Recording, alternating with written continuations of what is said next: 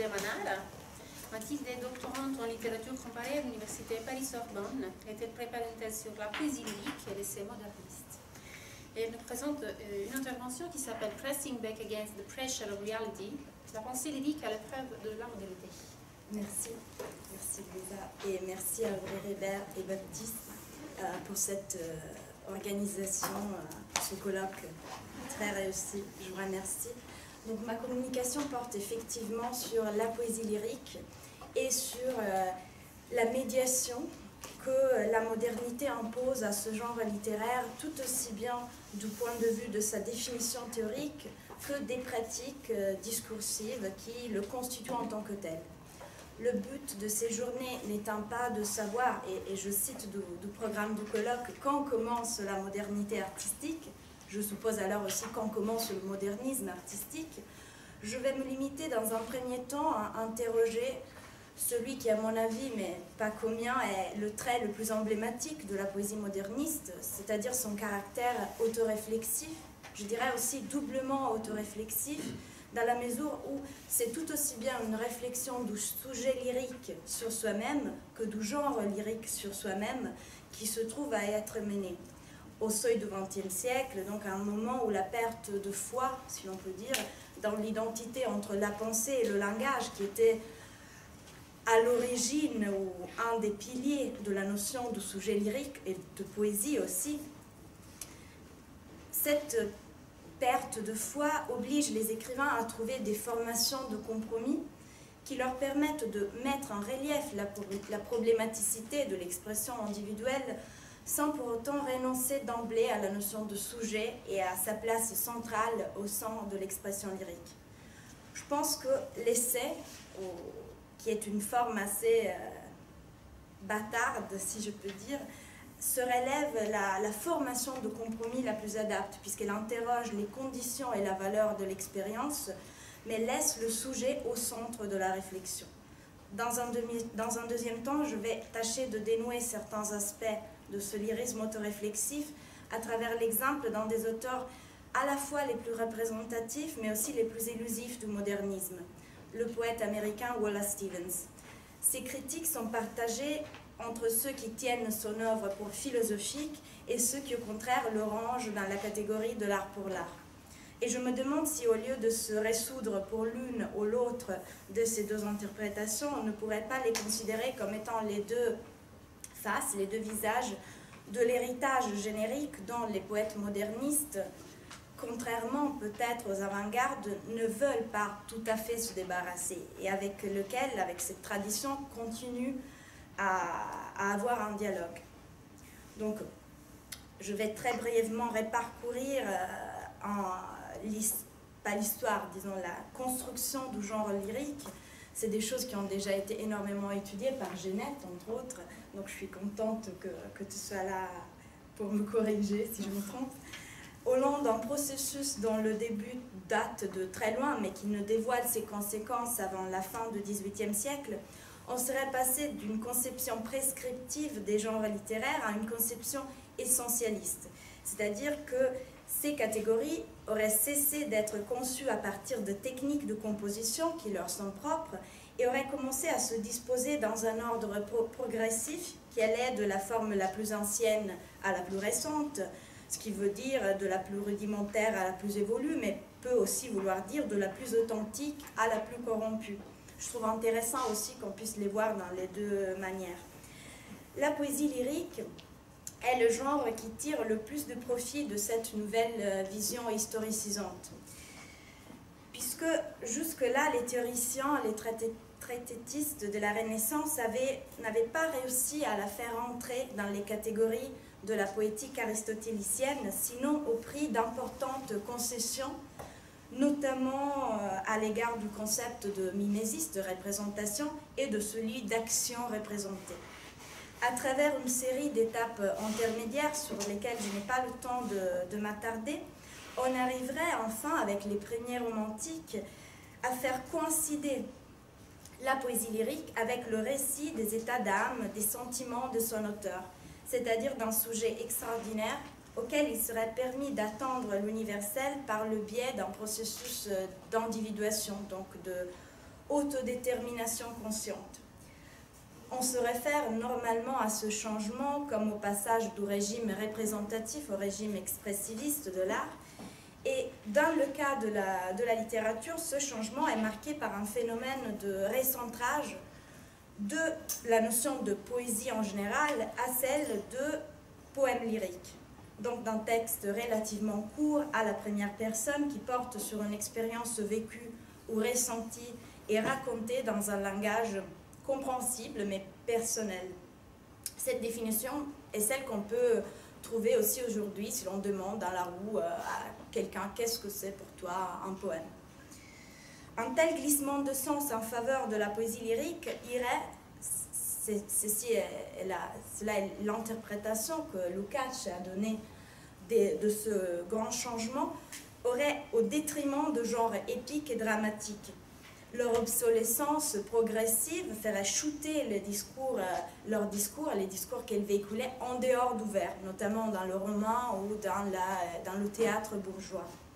Mais on peut se demander qu'en est-il dans un tel régime expressionniste, donc centré sur le sujet de la réflexion, aussi du discours philosophique. Donc d'un discours qui a toujours été présent dans la poésie, avec des moments de plus forte interférence avec le discours poétique, mais dont on se demande en ce moment s'il peut effectivement exister au sein d'un tel régime. Puisque si on y pense, l'expression, surtout dans la forme privilégiée qu'elle trouve en poésie, l'aveu, la confession, ne semble pas pouvoir dispenser une connaissance du type propositionnel, du type « je sais que », mais plutôt une connaissance affective par analogie, c'est-à-dire que le sujet qui transmet le récit de ses émotions particulières peut engendrer dans ses lecteurs, comme on disait tout à l'heure, un effet d'analogie, une reconnaissance. Mais pour que ce discours lyrique acquiert une telle portée, donc un but cognitif si l'on veut, deux prémices sont nécessaires. L'intégrité du sujet, l'authenticité de son expression et bien évidemment aussi la transparence du langage qu'il peut employer. C'est-à-dire effectivement les deux piliers de l'humanisme que la modernité commence à faire basculer. Une fois ces deux prémices affirmées, il devient quasiment impossible de dire si un poème lyrique fait office d'expression ou de réflexion ou bien aussi de description du monde. Donc une poésie aux ambitions philosophiques, arrivée à la fin du XIXe siècle et consciente de cette dette, doit forcément réfléchir, repenser les conditions de son existence. Et dans les années 60, alors je fais un saut, dans un essai sur la musique décomposée, le philosophe Stanley Cavell, il n'est pas le seul qui fait cette réflexion, mais il a donné une définition de modernisme très, très saisissante comme modernité autoréflexive qui me semble tout à fait convenir à ce qui se passe en poésie lyrique.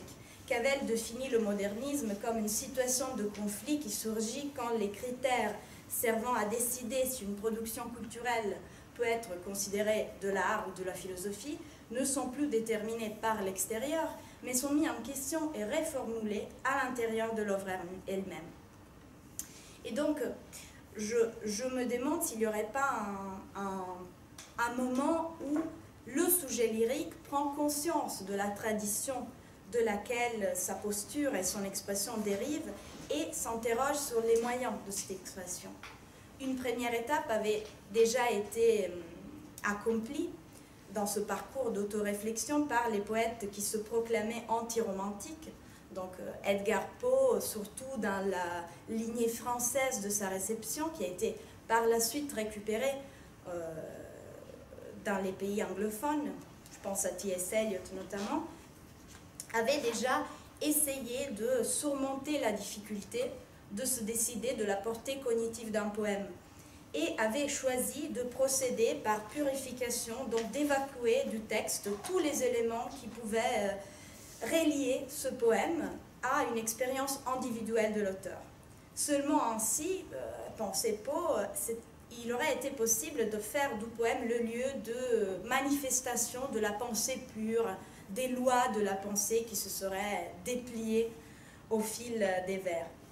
Mais ce qui est intéressant, je trouve, c'est qu'en même temps, on est au milieu, deuxième moitié du 19e siècle, en même temps que ces gens s'adonnent à une poésie dépassionnée et toute mentale, les frontières de l'espace littéraire occidental sont en train d'être troublées par un mouvement qui est presque contraire, un mouvement de brisure, d'hybridation. Si d'un côté la poésie s'autonomise du réel en vertu du rapport privilégié qu'elle pourrait entretenir avec le langage, elle devient aussi perméable à toutes les formes du savoir, puisque les convenances rhétoriques et thématiques ayant commencé à lâcher, le vers, l'alexandrin en premier, mais beaucoup d'autres, oui, je dirais, convenances qui distinguaient le genre en tant que tel, ayant commencé à lâcher, d'autres formes du savoir économique, philosophique, historique, scientifique commencent à y avoir accès par le biais du lexique seulement. Pas que, mais aussi. Et ainsi, au lieu d'aboutir à un idéal de mimésis de la pensée, d'idées vidées de contenu sensible, le lyrisme commence à se confondre avec le fait divers, le journal, on connaît ce que disait Mallarmé là-dessous, continuant pourtant à se mêler aux topoi lyriques les plus raréfiés. Donc ce double mouvement d'extension et de serrage intéresse l'espace poétique, mais il me semble intéresser aussi l'espace philosophique.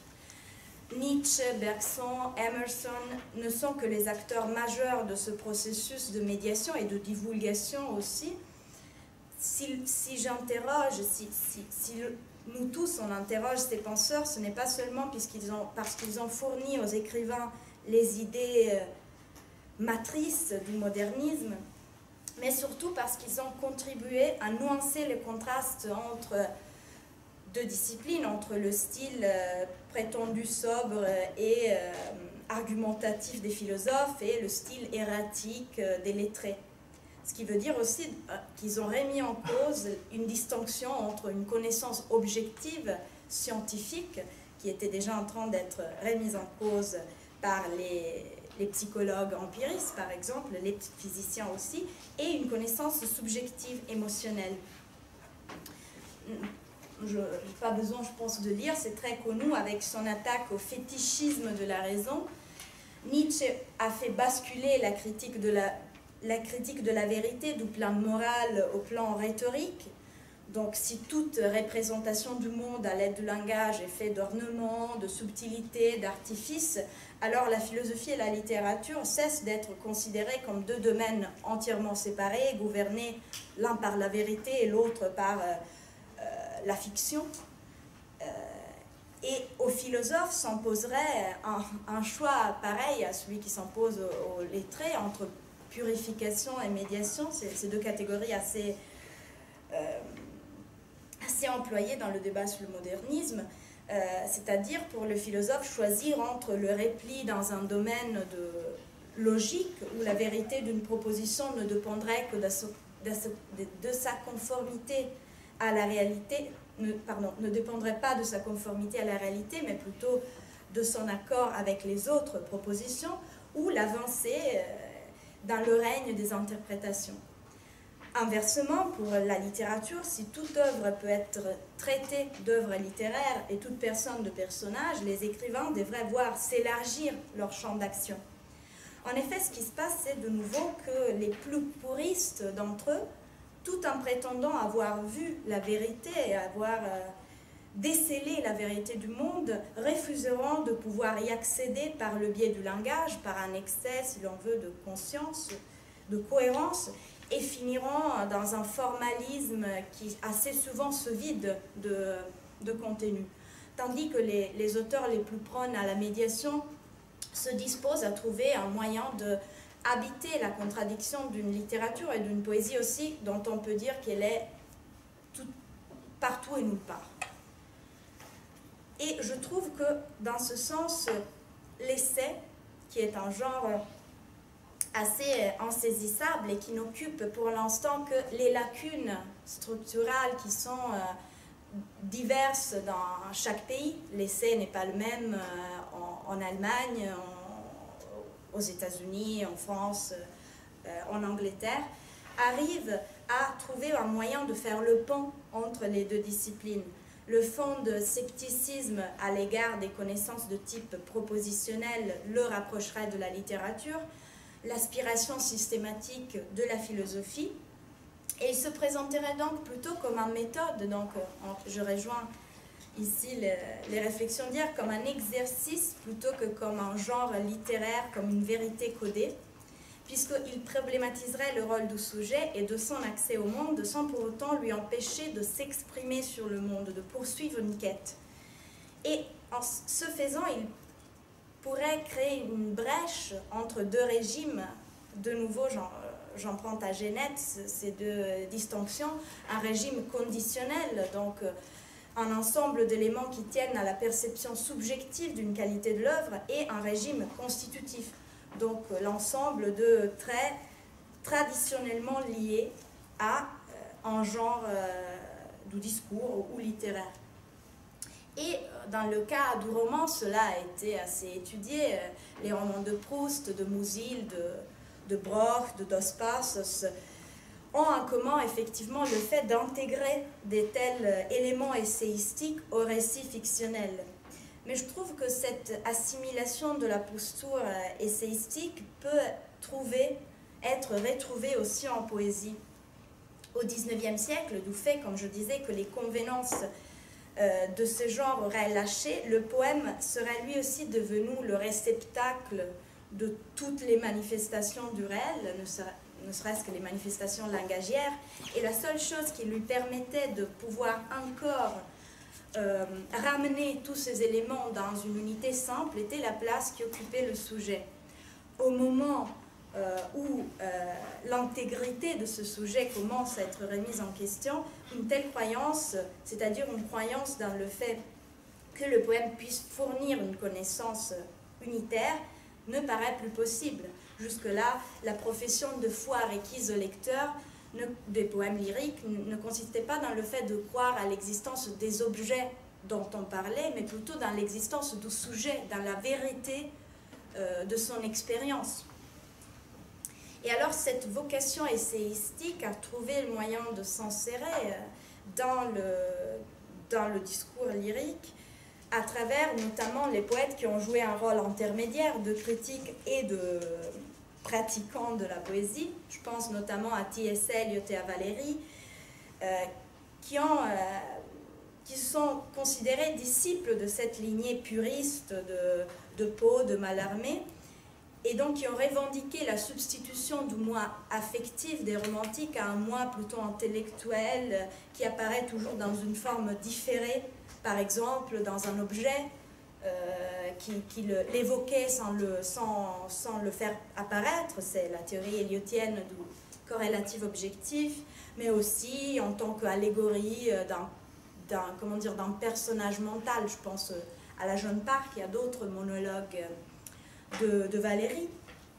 Ce que je trouve intéressant, c'est que tout en acceptant cette dette envers la philosophie, donc envers une spéculation du monde réel, c'est du moins le cas pour ces poètes, ils choisissent de réduire au maximum la fonction descriptive du langage, la surface de contact avec la réalité, persuadés que le langage poétique ne peut pas en même temps exprimer les pensées, les contenus de la pensée et les lois qui le gouvernent.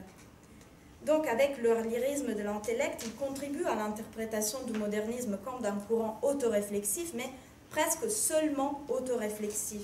Je trouve qu'il y a d'autres poètes contemporains de Valéry et de Eliot, je pense à Rilke et à Montale, qui arrivent à avoir une vision moins tranchée des rapports entre la tradition dans laquelle des concepts tels sujet ou raison lyrique ont vu le jour et ces formes d'autoréflexivité contemporaine, là encore plus douces peut-être, plus efficaces en tout cas à mon sens. Et j'aimerais vous parler dans cette deuxième partie d'un poète qui est pas très connu en France, enfin oui, mais dont on ne parle pas souvent, puisqu'il est un peu, comme je disais au départ, élusif, c'est-à-dire Wallace Stevens. Donc, dans une lettre à William Carlos Williams, la poète américaine, elle aussi poète moderniste, Marianne Moore, décrit Stevens comme un personnage à la fois impénétrable et transparent qui, pendant le sommeil, raconterait ses secrets en même temps qu'il reprocherait à ceux qui les ont entendus de les avoir entendus. Elle dit Stevens est comme un juge qui souffle ses secrets dans le sommeil et puis il prend sa toge et son martel, te reproche d'avoir été là pour les entendre. L'œuvre de Stevens, comme c'est le cas pour presque tous les poètes modernistes, a fait l'objet de nombreuses interprétations philosophiques. Elle a été lue sous specie Nietzsche, Husserl, ou encore à travers le prisme du bouddhisme zen. Mais comme ça, elle a été aussi forcée, déformée, puisque Stevens, il est certes sensible à l'aphorisme, mais il n'aspire pas à constituer un système théorique avec sa poésie, il ne veut pas dispenser un savoir particulier. Il se moque même des prétentions didactiques et moralisantes de son époque. Harmonium, qui est son premier recueil paru en 1923, pousse décidément vers le nonsense, l'hédonisme, le jeu de mots. Mais il reste persuadé qu'il y a un rapport étroit entre l'expérience de la poésie et celle que Musil appelait l'expérience de la pensée. Un rapport qui ne passe pas forcément par la transmission affective, passe encore par l'imagination, mais une idée d'imagination assez particulière. Déjà à partir de Ideas of Order, qui est paru en 1936 et de manière encore plus évidente avec Parts of a World, 1942, Stevens s'interroge sur les pouvoirs que l'imagination aurait d'exercer et d'où le titre de ma communication, une pression contraire à la pression de la réalité. Pressing back against the pressure of reality, c'est aussi un morceau d'un de ses poèmes. Le monde qu'il décrit est le monde actuel. Il y a des guerres, il y a les partis politiques, il y a les déchets, il y a la radio. Mais le regard que s'y pose est celui d'un homme qui se prétend sans doctrine politique, certes, mais aussi sans doctrine poétique. Puisque derrière ces idéologies se cacherait, selon Stevens, tout ce que Bergson, et Valéry, disons plutôt, d'après Bergson, appelait un ensemble de virtualités motrices. Donc, le mouvement d'un monde qui n'est pas actuel, est réel, mais n'a pas encore été actualisé à travers un acte d'expression langagière, par exemple. Et reste donc dans un état flottant que la poésie serait capable de saisir, tout en même temps qu'elle le détruirait en lui donnant une formulation. Donc là, j'ai tiré quelques citations d'une conférence intitulée « The Imagination as Value », où Stevens réfléchit au changement qui a intéressé l'imagination, tout autant comme concept, mais aussi comme presque organe physiologique, au moment où l'expérience de la modernité, du nouveau, devient quotidienne, devient normative. Il se demande quand est-ce qu'un bâtiment a cessé d'être vu comme le produit de la raison pour devenir le produit de l'imagination. Autrement dit, à quelles conditions la sphère de la raison et celle de l'imagination peuvent entrer en contact et aussi parfois coïncider tout à fait. L'imagination est selon Stevens liée à la capacité du sujet de rendre pensable l'impensable, de faire en sorte que ce qui était auparavant possible seulement dans un régime de fiction devienne concevable sur un plan d'actualité, de forme, de production aussi. La poésie se substituerait à Dieu, là je cite encore de Stevens, en ceci qu'elle transfère son pouvoir créateur dans l'homme. Mais comme Dieu, la poésie aussi, ce pouvoir aussi, c'est sécularisé, on peut dire. C'est figé dans des pratiques, des rituels, de discours paresseux qui fonctionnent comme ersatz de la vraie imagination. Enfin, il ne dit pas la vraie, mais il parle de fausse, donc forcément il va penser qu'il y en a une vraie. Et c'est pourquoi, pour lui, il est constamment nécessaire d'opérer un nettoyage mental de l'idée d'imagination. Il considère important de penser que le visible est l'équivalent de l'invisible, et une fois qu'on le pense, on aura détruit l'imagination, c'est-à-dire qu'on aura détruit la fausse imagination, la fausse conception de l'imagination. Bon, on s'est beaucoup interrogé sur l'influence de Nietzsche chez Stevens. Moi, ce qui m'intéresse, c'est plutôt de voir comment il peut accéder à une telle réflexion plutôt que de voir les lectures précises qu'il a faites.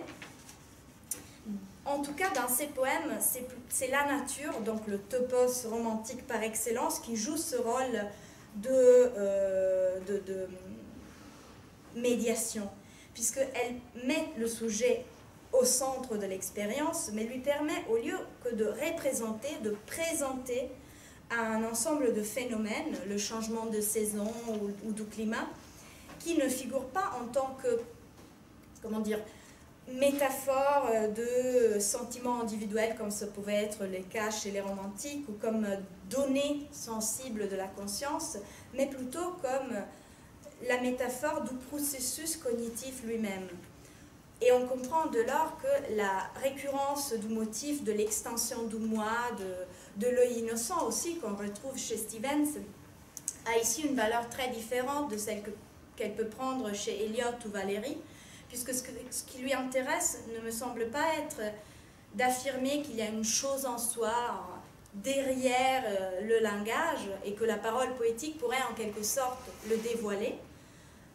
Une fois tombées toutes les références du langage, chez Stevens, ce qui reste, c'est un ensemble de détails, de surfaces, de mouvements qui ne signifient rien d'autre qu'eux-mêmes. Donc là, on peut lire, la nudité qui apparaît est un dévoilement. Ce n'est pas une partie de ce qui est absent, ce n'est pas un arrêt pour les adieux, une suspension triste sur le souvenir, c'est un mouvement en avant, un mouvement en dehors. Je passe, ce n'est pas une clarté vide, c'est une visibilité de la pensée dans laquelle centaines de yeux voient dans un seul esprit. Bon, ça c'est un poème, un long poème qui s'appelle Notes Toward Supreme Fiction. Les figures de sujets, donc les personnages qui peuplent les textes de Stevens, on a des soldats, des rabbins, des philosophes, des savants, des religieux, sont tous animés par un désir de connaissance qui est à la fois désenchanté, sceptique, essayistique et très naïve. Cela aussi parce que lorsque Stevens parle de connaissance, très rarement il entend une connaissance propositionnelle, donc du type dont je parlais tout à l'heure, je sais que, mais il parle non plus d'une connaissance affective. Plutôt que de se figurer le contenu de l'idée, il pense à l'instant où l'idée, l'imagination elle-même, elle est perçue par l'intellect avant d'être recouverte par le langage. Ce personnage serait donc capable de resist the intelligence almost successfully, donc de résister à l'intelligence de manière presque réussie. Et dans ce sens, elle me semble avoir quelque chose en commun avec, ça c'est une suggestion, avec le protagoniste d'une nouvelle très très connue de Jack London, To Build a Fire, où on raconte l'histoire d'un Chechuaco, donc d'un homme qui marche dans un pays près de l'Antarctique, et dès les premières lignes, on s'interroge sur ce que ce voyageur solitaire pourrait penser, quel rôle pourrait jouer son imagination, plongé comme il est dans une expérience si dure que d'avancer dans l'obscurité et la neige à moins 50 degrés. Et bien, le narrateur nous informe tout de suite que tout cela, donc toutes ces expériences, la mystérieuse ligne de la piste, se perdant dans les lointains, l'absence de soleil dans le ciel, le froid terrible qui sévissait, l'atmosphère étrange de paysage, ne troublait nullement notre homme. Non qu'il y fût habitué de longue date, puisqu'il était un nouveau venu dans les pays, mais puisqu'il n'avait aucune imagination. Doué d'un esprit vif face aux réalités de la vie, il ne s'intéressait qu'à ces réalités et non à leur sens, 50 degrés au-dessous de zéro, cela voulait dire 40 degrés de gel. Il était incommodé par ce froid et voilà tout. Cela ne le poussait pas à méditer sur la fragilité personnelle, sur sa fragilité personnelle, ni sur la fragilité de l'être humain en général. 50 degrés au-dessous de zéro, c'était un fait et rien de plus. Donc, j'ai trouvé ce passage, j'avais déjà lu cette nouvelle, mais j'ai retrouvé ce passage dans un essai de Cora Diamond, donc une philosophe wittgensteinienne, qui réfléchit dans cet essai sur l'imagination et la vie morale au problème que la modernité peut poser au sujet lorsqu'il s'interroge, le sujet littéraire aussi, sur le sens de son expérience individuelle. Et je me sens de dire que Stevens partagerait cette conviction de Diamond qu'il y a des moments qui semblent, qui est une conviction aussi de Cavell, elle dialogue aussi avec Stanley Cavell dans cet essai, qu'il y a des moments qui résisteraient à toute tentative de représentation, des moments où la réflexion ne passe pas par la création d'une image ou d'un concept, mais plutôt par la suspension des structures qui servaient à formuler ce concept. Et l'hiver, chez Stevens, c'est vraiment la saison la plus propice à ce genre d'épiphanie, mais ce n'est pas des épiphanies où le passé revient, c'est plutôt des épiphanies où il y a une certaine clarté de l'air qui apparaît, une absence qui est perçue et tout de suite disparaît. Puisque, comme Stevens le sait, et il joue beaucoup sur cela, l'imagination poétique recouvre tout de suite, se réactive dès que le froid devient un peu moins paralysant et reconstruit cette couche de discours. Donc là encore, de découvrir l'hiver et de bien le connaître, de ne pas l'imposer, de ne pas l'avoir raisonné, d'y être arrivé de rien, d'être arrivé à un grand climat, c'est possible, possible, possible, il doit être possible. Stevens garde une certaine confiance dans le fait que ces moments soient significatifs et possibles. On ne sait pas si exprimables en poésie, mais possibles certes. Et donc pour conclure, j'aimerais revenir à Stanley Cavell, à cette idée que la situation moderniste se présente à chaque fois qu'il devient difficile, voire impossible de décider si une œuvre est artistique, philosophique, et même si elle peut être considérée une œuvre tout court. Et je me demande si on ne pourrait pas ajouter à ce constat que le trait caractéristique de cette situation moderniste n'est pas seulement de montrer combien les critères autrefois distinctifs au sens normatif de ces genres littéraires, dans mon cas, devraient être constamment remis en question au sein même du processus créatif. Je me demande si cette hybridation, j'en vous ai montré une, hein, la poésie-essai, mais il y en a d'autres. La force de ces hybridations me semble résider davantage dans le fait qu'elles montrent aussi la nécessité que deux traditions différentes, celle philosophique et celle littéraire, puissent, en entrant en contact, surmonter l'impasse qu'une saturation excessive, ou si vous voulez, un surcroît de conscience sur leurs propres médias, impose aux deux traditions. Donc pour la philosophie, on le sait, il s'agit de reconnaître et de tirer profit d'une dette à l'égard de la littérature, ou plus en général de la rhétorique. Et pour la poésie, il s'agit peut-être d'apprendre qu'il n'y a pas deux types de connaissances, rationnelles et objectives, et émotionnelles et subjectives, et que s'il existe un lyrisme qui émane de l'intellect au moment où le poète fait expérience du monde, il pourrait exister également une poétique des opérations intellectuelles qui, à partir d'une série d'abstractions reconnues comme telles, puisse mener à un modèle, à un exercice de vie pratique, de conduite, grâce auquel, comme n'a pas pu le faire le protagoniste du récit de London qui meurt à la fin de son récit, pourrait surmonter l'hiver, échapper au froid et, comme Stevens nous l'indique aussi, arriver à imaginer vraiment, c'est-à-dire avant tout à imaginer l'imagination elle-même. Et je vous remercie. Merci.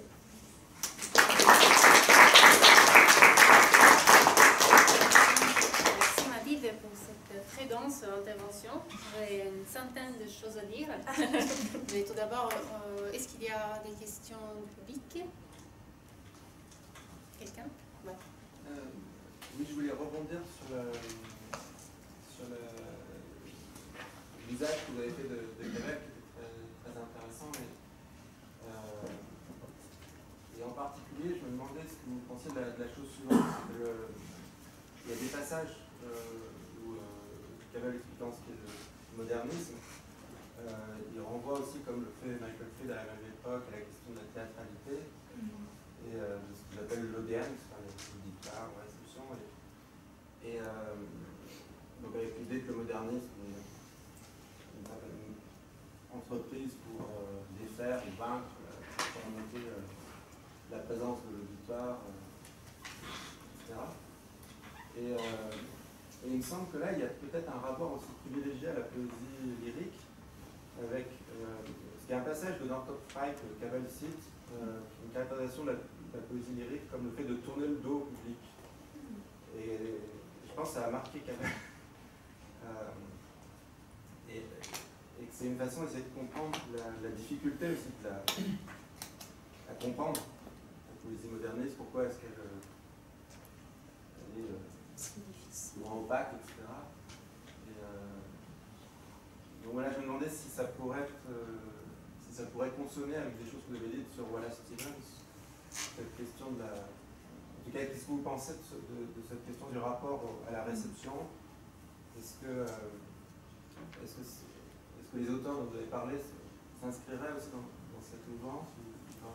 Donc, dans le cas de Stevens, j'ai l'impression qu'il tente un peu d'évacuer la question du public. Il parle souvent des effets du poème, mais il s'agirait d'effets, comment dire, qui plutôt voilà pas dans le lecteur. J'ai pas l'impression qu'il y ait une conscience du lecteur du poème, ça serait plutôt du sujet qui fait l'expérience de la poésie.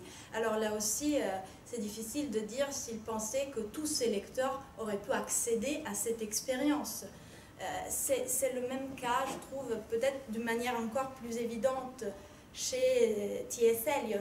C'est des poètes qui se sont réclamés difficiles, obscurs, donc forcément ils ont aussi réduit leur audience. Ils ont voulu le faire. Moi je trouve qu'il y a des contradictions aussi là-dedans, parce qu'en même temps qu'ils refusent, ils tournent le dos, Eliot en parle souvent dans ses essais au public, ils construisent des vrais monologues théâtrales. Ils reprennent beaucoup la forme du monologue, de Hamlet, mais de toutes sortes de monologues théâtrales. Donc, ils ont une idée d'audience et d'agence aussi, mais je crois qu'ils s'imposent un peu. Peut-être que c'est aussi une posture, celle de ne pas... Ils sont assez souvent, ils ont des mots pas gentils à l'égard de la démocratisation de la lecture, de l'accès de plus en plus élargi à l'instruction.